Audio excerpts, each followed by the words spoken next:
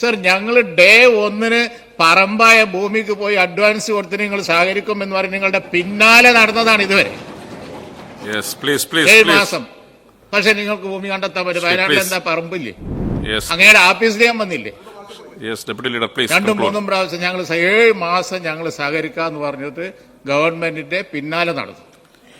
Sir ഇപ്പൊ തിരിഞ്ഞിട്ടാണ്. Sir അവിടെ ചികിത്സാ സഹായം ഇല്ല. അവിടെ ആദിവാസികൾ അതുപോലെയുള്ള ആളുകൾ ഉൾപ്പെടെ പല ആളുകളും നരകിക്കുകയാണ്. വീട്ടിലെ പശു പുല്ലൊന്നുമില്ല. സർ ഇങ്ങനെ പ്രസംഗിച്ചിട്ട് കാര്യമുണ്ടോ? സർ അവർക്ക് വല്ലതും ചെയ്തു കൊടുക്കണം. ഗവൺമെന്റ് ചെയ്തതൊക്കെ അങ്ങ് നുള്ളിപ്പെറുക്കി, ഒന്നും വിടാതെ നുള്ളിപ്പെറുക്കി പറഞ്ഞു. പക്ഷേ ഈ ദുരന്തം കഴിഞ്ഞപ്പോൾ ഉണ്ടായ ഒരു മൊമെന്റം അങ്ങേക്ക് ഓർമ്മയുണ്ടാവും. ആ മൊമെന്റം എന്ന് പറഞ്ഞത് ഇത്രയും വലിയ ലോകത്ത് തന്നെ ഇത്രയും വലിയൊരു ദുരന്തം ഉണ്ടായപ്പോൾ അവർക്ക് വേണ്ടി എന്തും ചെയ്തു കൊടുക്കാൻ മലയാളികളായ കേരളീയരായ വ്യക്തികൾ, സംഘടനകൾ, അതുപോലെ തന്നെ ബാക്കിയുള്ളവർ ഒക്കെ തയ്യാറുണ്ടായിരുന്നു. നിങ്ങൾ ആ മൊമെന്റം കളയാതിരുന്നാൽ മതിയായിരുന്നു. അവരൊക്കെ പുനരധിവസിക്കപ്പെട്ടിട്ടുണ്ടാകുമായിരുന്നു. ഇപ്പോൾ ഇത്രയും കാലം കഴിഞ്ഞതിന് ശേഷം നിങ്ങൾ അവരെ പുനരധിവസിച്ചിട്ടുണ്ടോ?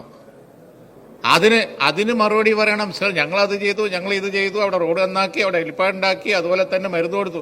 സർ കൊടുത്ത മരുന്ന് 3 മാസം കഴിഞ്ഞപ്പോൾ കൊടുത്ത 300 റുപ്യ നിർത്തി. അതിന്നിവിടെ മന്ത്രി സമ്മതിച്ചല്ലോ. ഇപ്പോൾ നിർത്തലല്ലേ നിയമം, നിർത്തല്ലാതെ പറ്റുമോ എന്നാ പറഞ്ഞത്. സർ ഞങ്ങളൊക്കെ ഈ നാട് ഭരിച്ചിട്ടുണ്ട്. സർ മന്ത്രിസഭ കൂടിയിട്ട് ആ ചികിത്സാ സഹായം തുടരാൻ നിങ്ങൾക്ക് തീരുമാനിച്ചാൽ എന്താ കുഴപ്പം? സർ ഞങ്ങളിപ്പോൾ ക്യാബിനറ്റിന് തീരുമാനിക്കാൻ പോയത് ആ ചികിത്സാ സഹായം നിങ്ങൾ തുടരണ്ടല്ലേ? സർക്കാർ ആസ്പത്രിയിൽ സൗജന്യ ചികിത്സ അവർക്ക് ലഭ്യമാണ്. അത് ഈ രാജ്യത്ത് ആദ്യം ഉണ്ടായതാണോ? ആദ്യം ഉണ്ടായതല്ലല്ലോ. സർ ഇങ്ങനെയാണോ സർ ആ മൊമെന്റ്? ഞാൻ പറഞ്ഞില്ലേ, നിങ്ങളിപ്പോൾ കേന്ദ്ര ഗവൺമെന്റ് ഒരുപാട് കുറ്റം പറഞ്ഞു. കേന്ദ്രമന്ത്രി അവിടെ പ്രസംഗിച്ചത് പറയണം. പക്ഷെ നിങ്ങൾ വേറൊരു കാര്യം കൂടി ചെയ്യണമായിരുന്നു. ഇത്രയധികം സന്നദ്ധ സംഘടനകളും ആളുകളും ഒക്കെ ഇവിടെ വന്ന് കൈയയച്ച് സഹായിച്ചത്, മെയ് കൊണ്ടും ശരീരം കൊണ്ടും പണം കൊണ്ടും സഹായിച്ച അവർക്ക് നിങ്ങൾ ഇത്ര നേരം പ്രസംഗിച്ച ഒരു നന്ദി നിങ്ങൾ പറഞ്ഞു? ഞാൻ കേട്ടില്ല. നിങ്ങളോടൊപ്പം നിന്ന് പ്രവർത്തിച്ച സന്നദ്ധ സംഘടനകളുടെ ആ മൊമെന്റം കളയാതെ നിങ്ങൾ നിന്നിരുന്നുവെങ്കിൽ, ഞാൻ ചോദിക്കട്ടെ, സർക്കാരാണ് ഈ എസ്റ്റേറ്റിന്റെ പിന്നാലെയാണ്. ഈ ടൗൺഷിപ്പ് ഇത്ര താമസിക്കണമായിരുന്നു?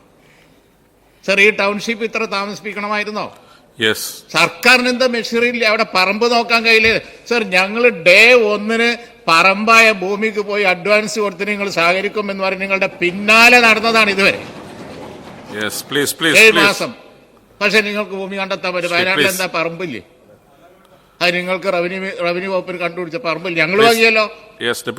മുട്ടിൽ നിന്ന് അധികം ദൂരമില്ലാത്ത സ്ഥലത്ത് പറമ്പ് കച്ചവടം ചെയ്ത് അഡ്വാൻസ് കൊടുത്തിട്ടാണ് ഞാൻ മന്ത്രിയുടെ ഓഫീസിൽ വരെ വന്നു.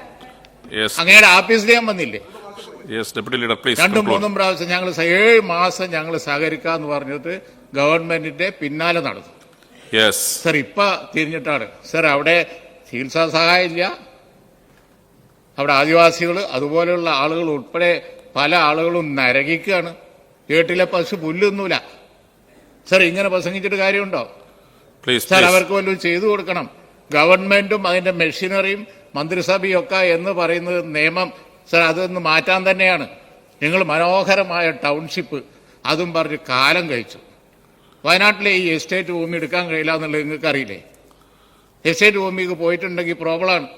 ആദ്യം തന്നെ ബേസിക് ആയിട്ടുള്ള കാര്യം ഞാൻ കൂടുതൽ പറയുന്നില്ല. ഞങ്ങള് ചെയ്യാൻ കഴിയുന്നതൊക്കെ ചെയ്തിട്ടാണ് നിൽക്കുന്നത്.